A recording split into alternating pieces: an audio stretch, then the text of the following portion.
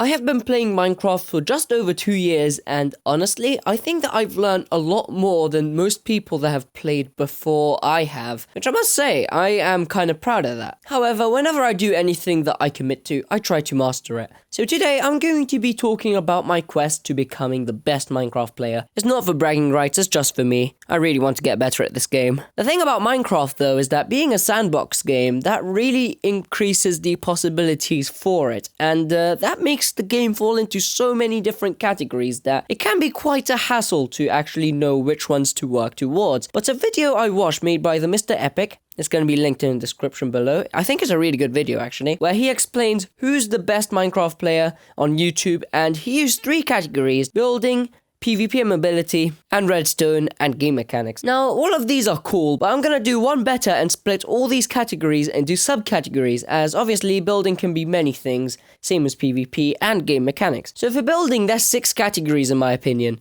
Building structures, so building anything at all that looks good. Organic builds, going beyond Minecraft square shapes and going crazy with making 3D shapes of all kinds. Detail, interior, pixel art, and landscaping. For PvP and movement, there's obviously 3 different PvP modes we need to consider. There's the old PvP style from before 1.9, the new one from after 1.9, and the one that's currently in the works for either 1.17 or 1.18 in the next couple years, which right now we have access to through the combat snapshots. And just saying, I feel like most of us who aren't that good at PvP now should probably take the occasion that the combat snapshots are out now if we want to get better at PvP, because for all we know, it will actually be the next big thing, because it might be done in such a way that people are going to be able to enjoy it more than 1.9 PvP. But this is just speculation. It is coming to future versions of Minecraft, and I feel like it's a good chance now to take advantage of the snapshots to practice PvP and become a lot better, generally speaking. I'm definitely going to do that, by the way.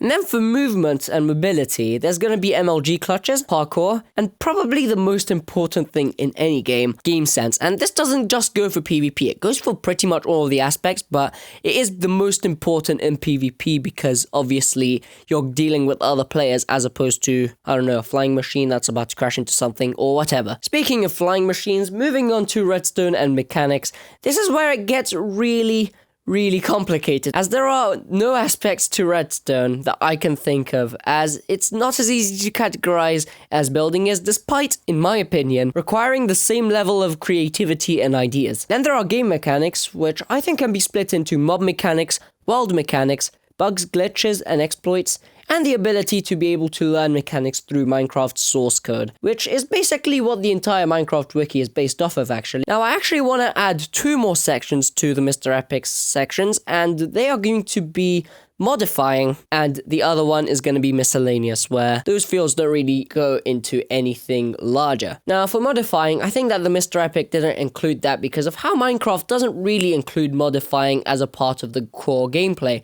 but it is something that has been coded into the game through data packs and resource packs, and the developers do support modders and modding in general, so long as you abide to fair use and terms and conditions and do not rip Minecraft and distribute mods by selling them. So it's safe to assume that modifying is also in Minecraft's meta. So that includes being able to understand and form data pack and resource packs, and to be able to modify the game source code, and not only using mod engines like Forge and Fabric, which have their own APIs. In layman's terms, an API is a plugin, I guess you could say, that allows you to code things using tools made by someone else, but by also being able to modify Minecraft's jar file by deobfuscating it, basically extracting the source code from it, and making modifications without third-party help through APIs and mod engines. For miscellaneous, I'm gonna put map building, speedrunning, and commands, including command blocks, and for map building, it's pretty hard to think of anything, as it's really a mashup of all of the above, so I'm not really sure if it's a skill to prove how good you are at Minecraft, but I guess it is a good way of practicing how good you are at building redstone and command blocks, data packs, anything that you use to make a map, pretty much. So for that reason, I'm gonna include it anyway. Speedrunning may sound like you need to get the world record and all that, but if it wasn't for how luck-based getting a world record in speedrunning is, I would have made it about that, but I'm going to take all luck aspects out of it, So bartering, killing Enderman, killing Blazers,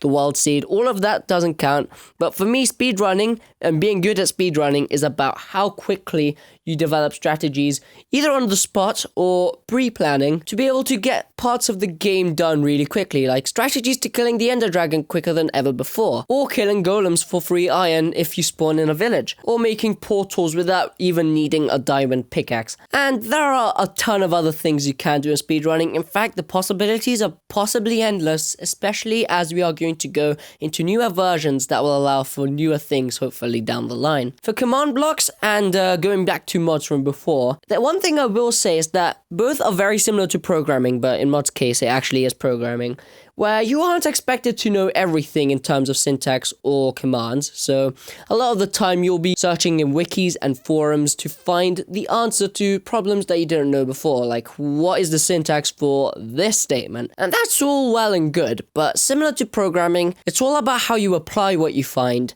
not how well you can copy and paste something off of a website. And I feel like that is also quite an important part of the game, being able to apply things in the most efficient way possible in terms of commands and when making a mod. And that's pretty much it. On screen now, I've put an RAG, or red, amber, green rating, on how good I think I am at this point on different things. Red meaning not too good, green meaning good enough, and amber being the in-between. And as you can see, I have a couple things in the bag, but I have a bit of a long way to go. Now, I am going to start focusing on PvP and speedrunning for the beginning of the year, as they are the easiest things to do, in my opinion, in terms of time, as I'm going to be having exams and all that, but I will slowly get into building redstone contraptions and possibly even command block computers down the line that will allow me to get a better understanding at those parts of the game. I will make sure to document every step I take on this journey to show you guys how I've improved in every aspect and what you can do to be able to improve as well. And with that, I hope you guys have enjoyed.